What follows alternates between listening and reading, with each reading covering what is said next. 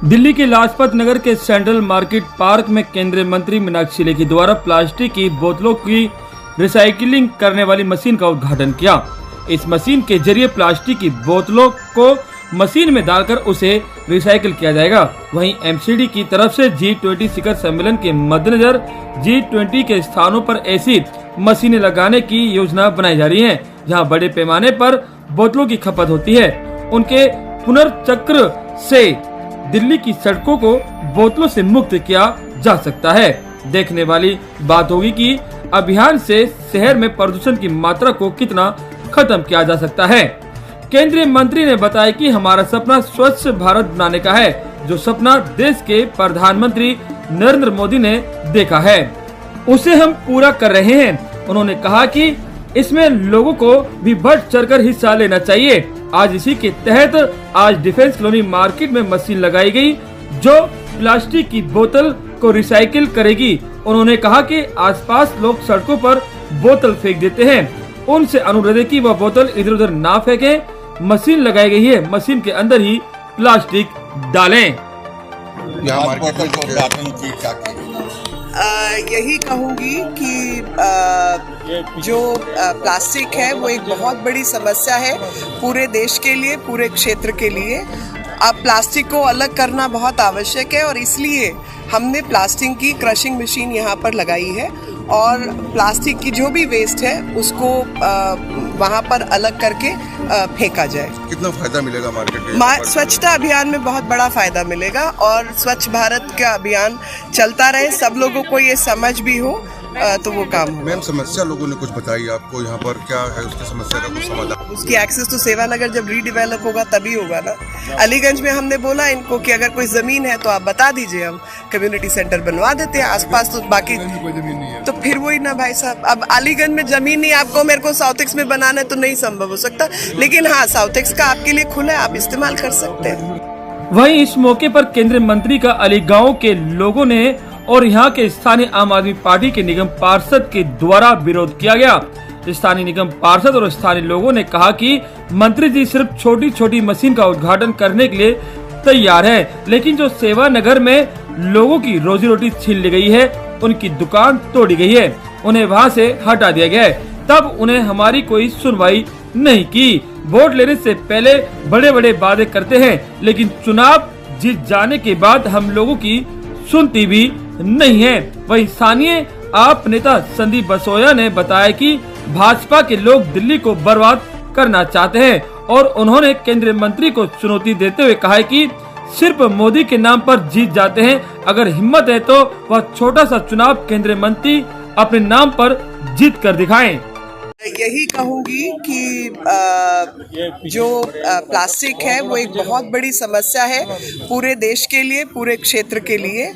अब प्लास्टिक को अलग करना बहुत आवश्यक है और इसलिए हमने प्लास्टिक की क्रशिंग मशीन यहाँ पर लगाई है और प्लास्टिक की जो भी वेस्ट है उसको वहाँ पर अलग करके फेंका जाए। कितना फायदा मिलेगा मार्केट में? स्वच्छता अभियान में बहुत बड़ा फायदा मिलेगा और स्वच्छ भारत का अभियान चलता रहे, सब लोगों को ये समझ भी हो तो वो काम हो। मैम, समस्या लोगों ने कुछ बताई आपको, यहाँ पर क्या है उसकी समस्या का कुछ समाधान? उसकी एक्सेस तो सेवा नगर जब रीडेवलप होगा तभी होगा ना। अलीगंज में हमने बोला इनको कि अगर कोई जमीन है तो आप बता दीजिए, हम कम्युनिटी सेंटर बनवा देते हैं आसपास। तो बाकी कोई जमीन नहीं है तो फिर वही ना भाई साहब। अब अलीगंज में जमीन नहीं, आपको मेरे को साउथ एक्स में बनाना है तो नहीं संभव हो सकता, लेकिन हाँ साउथ एक्स का आपके लिए खुला है, आप इस्तेमाल कर सकते हैं। सर, कल मेरे पास डीसी का फ़ोन आया था। डीसी सर ने बोला कि कमिश्नर सर ने बोला है कि मैम ने कि आप निगम पार्षद हो वहाँ की, तो आपके लिए वहाँ पर मीनाक्षी मैम ने मना करा है। मेरा अपमान किया है उन्होंने। वो बीजेपी की सांसद होके उन्होंने एक लेडीज़ होके वो अपमान करते हैं एक लेडीज़ को।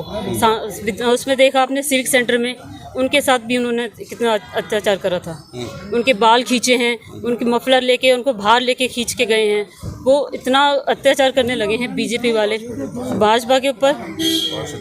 पार्षद जी जो हमारी एक वो थी आशु ठाकर और सारिका चौधरी, उनके बाल खींचे गए हैं और उनको खींच के लेके गए हैं बीजेपी वाले। मेरा नाम ईश्वर प्रसाद वर्मा है, मैं अलीगंज गांव का निवासी हूँ। इसी अभी जो इलेक्शंस हुए हैं, कॉरपोरेशन से इलेक्शंस हुए हैं, उसमें मतलब जो है हम सब लोगों ने देखा कि लेखी जी, मैं अमान्य कहूँ या आदरणीय कहूँ या जो भी मतलब मैं उपाधि ने दूँ, इन माननीय लेखी जी ने वहाँ हमारे भूतपूर्व मतलब जो है काउंसिलर के मतलब जो है ऑफिस के उद्घाटन के समय इतना बड़ा आश्वासन दिया और छाती ठोक ठोक के इस बात को बार बार दोहराया कि मैं आप सब लोगों का ध्यान रखूंगी, मैं रात दिन, मेरे दरवाजे 24 घंटे खुले हैं, मैं बिल्कुल, आप तो मतलब पुराने लोग हो, पुराने मतलब जो, और मैं जानती हूँ कि मतलब जो लोकल लोगों का ध्यान रखना ही चाहिए। लेकिन अभी मतलब जो महीने 2 महीने ही हुए, अभी तो मतलब जो हाँ बहरहाल मतलब जो मेयर और डिप्टी मेयर अपने आसन पर भी नहीं बैठे हैं, इनका पूरा ही रंग बदल गया। अरे आप मतलब जो सड़क से निकल के तो देखो, जिस सड़क से मतलब जो हमारे छोटे छोटे बच्चे स्कूल जाते वक्त निकलते हैं, स्कूल के बाद निकलते हैं, हमारी लेडीज़ मतलब जो घूंघट डाल के मतलब जो है सब्जी वगैरह मतलब जो खरीद फरोख्त के लिए निकलती हैं, और इतना कांगेशन हो गया ट्रैफिक का। रिक्शाज हैं, ई रिक्शाज हैं, और ये क्या नाम ऑटोज़ हैं, और फिर सभी तरह का ट्रैफिक। उसमें का व्यवहार तो मतलब पुलिस वाले देखा नहीं, आप धकेल रहे थे, मतलब खींच रहे थे, सुनने को तैयार नहीं। मैं कह रहा हूँ, मैं रिक्वेस्ट कर रहा हूँ आपसे, हाथ जोड़ के प्रार्थना कर रहा हूँ कि भाई मैं सिर्फ एक ही बात कहूँगा, मुझे सिर्फ 2 मिनट दे दीजिए। वो सुनने को तैयार नहीं है। अरे भाई आप मतलब नई दिल्ली की मतलब MP हैं, सिर्फ मतलब जो यहाँ डिफेंस कॉलोनी जहाँ हम खड़े हैं, कि इन लोगों ने ही आपको नहीं जिताया है, हमने भी आपको वोट दिया है। और सिर्फ इस रोड के भीषण पिछा मार के परे चले जाइए और इधर चले जाइए, एक और स्वर्ग है, एक और नरक का मतलब नार के दृश्य उत्पन्न होता है। ऐसा क्यों? आप क्या हमें ये भी अधिकार नहीं कि हम अपनी व्यथा को आप तक पहुँचा सकें? क्या इसमें भी मतलब आपको सुनने में भी कोई परेशानी है? पहले तो आप मतलब जो पता नहीं क्या क्या मतलब जो बन जाते हो, बहन जी बन जाते हो, माता जी बन जाते हो, दादी जी बन जाते हो, और अब मतलब जो हम आपके मतलब लिए तुच्छ प्राणी हैं। नमस्कार, मेरा नाम बच्चू सिंह है। आज हमें पता चला हमारी सांसद मीनाक्षी लेखी जी यहाँ पे किसी डस्टबिन का उद्घाटन करने के लिए आई हैं, तो आज हमें बड़ा शर्म सी महसूस हो रही है कि उनके लिए डस्टबिन का डब्बा का उद्घाटन करना इम्पोर्टेंट है, और हमारे जो गांव का भविष्य खराब हो रहा है उसको देखना अनिवार्य नहीं समझा उन्होंने। ये डस्टबिन का उद्घाटन करना अनिवार्य हुआ। आज हमने उनके सामने फेस टू फेस खड़े होकर 2-4 सवाल किए थे, जिनका उन्होंने नकारात्मक जवाब दिया। क्या समस्या थी? किस जो समस्या थी? हमारे गाँव में ना तो कोई पार्क है, ना ही कोई बारात घर है, ना ही कोई ऐसी जन सुविधाएँ हैं, डिस्पेंसरी है, ऐसी कोई सुविधाएं नहीं है जिनके कारण हम लोग कह सके कि भी हम हिंदुस्तान के वासी हैं।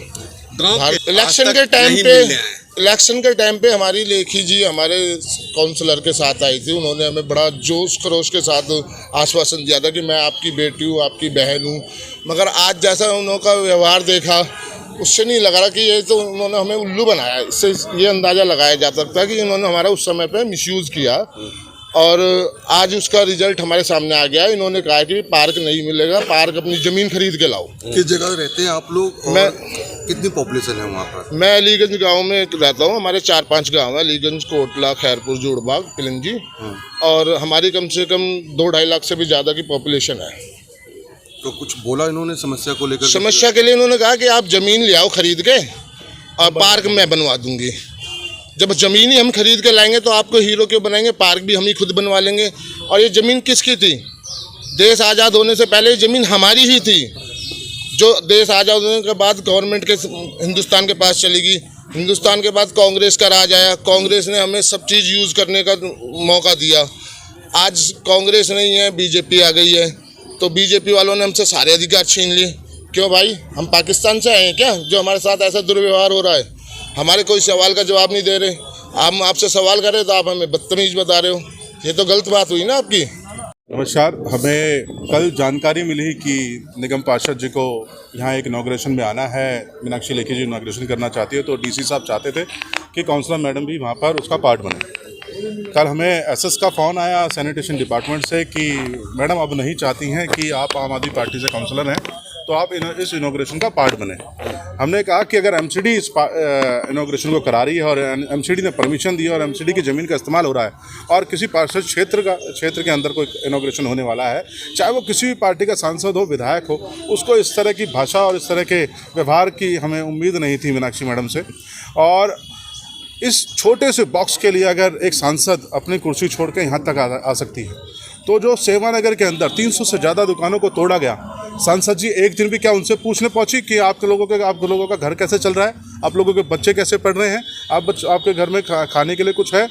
वो जो वहाँ पर 2.5 से 3 लाख की आबादी आज परेशान है, डिफेंस कॉलोनी लाजपत नगर जंगपुरा के लोग परेशान हैं, कोटला के लोग परेशान हैं उस सेवानगर के रास्ते को बंद होने की वजह से। क्या एक बार जानने की कोशिश करी? सांसद केवल एक ही चीज़ जानता है, मोदी के नाम पे वोट पड़ा है, नहीं तो गली का एक छोटा सा चुनाव जीत के दिखा दे, मैं अपना नाम बदल दूं। मीनाक्षी लेखी को अपने साउथ एक्सपार्ट 2 की बता दूं मैं, आप साउथ एक्सपार्ट 2 में जाके देखें, इनके घर के आसपास का एरिया साफ रहता है, बाकी का कहीं एरिया साफ नहीं रहता। क्यों रहता है? सिर्फ डर की राजनीति। आज इनॉग्रेशन के नाम पे इतनी सारी पुलिस फोर्स को इकट्ठा कर लेना, ये बताता है कि ये अब डरने लगे हैं, क्योंकि लोग इनसे जवाब पूछने लगे हैं कि आपने पिछले 10 साल के अंदर क्या किया।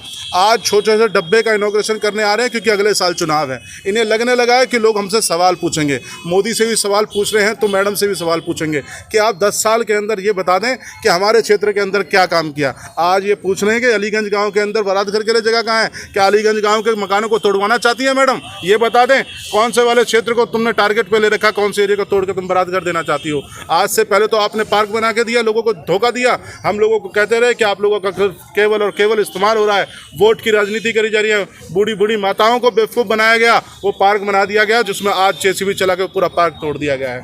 आज कह रहे हैं कि वो वाला बारात घर इस्तेमाल कर लेना। मैं बता देना चाहता हूँ एनबीसीसी और किसी भी पार्क को इस्तेमाल करने से पहले, बारात घर के लिए इस्तेमाल करने से पहले पहली प्रायोरिटी वहाँ के रहने वाले अलॉटी की होती है, उसके बाद किसी की होती है।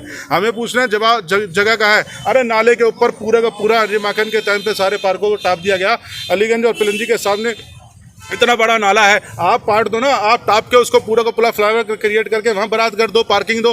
कौन सी जगह ढूंढ दी है मैडम? कभी क्षेत्र में आके जगह देखिए, आपको जगह देखने को बहुत मिलेगी। आप बड़ा आसान है कह देना कि ज़मीन खरीद लो, कौन पैसे देगा? क्या इसी चीज़ के लिए वोट दिया था? क्या यही आशा थी कि विकास के नाम पर आप लोग वोट ले जाओगे और जब विकास की बात हम करेंगे तो हमें ये कह दिया जाएगा कि पैसे इकट्ठे करके ज़मीन खरीद लो? अरे ज़मीन ही खरीद लेंगे तो तुम्हारी क्या जरूरत पड़ेगी हमें? किस बात के लिए वोट मांगने आए थे? ये भाजपा वाले केवल और केवल वोट की राजनीति करते हैं, झूठ की राजनीति करते हैं, और उसके बाद जब इनके घर चले जाओ तो अपने गेटों को बंद कर लेते हैं और पुलिस का इस्तेमाल करके लोगों को गुमराह करने का काम करते हैं।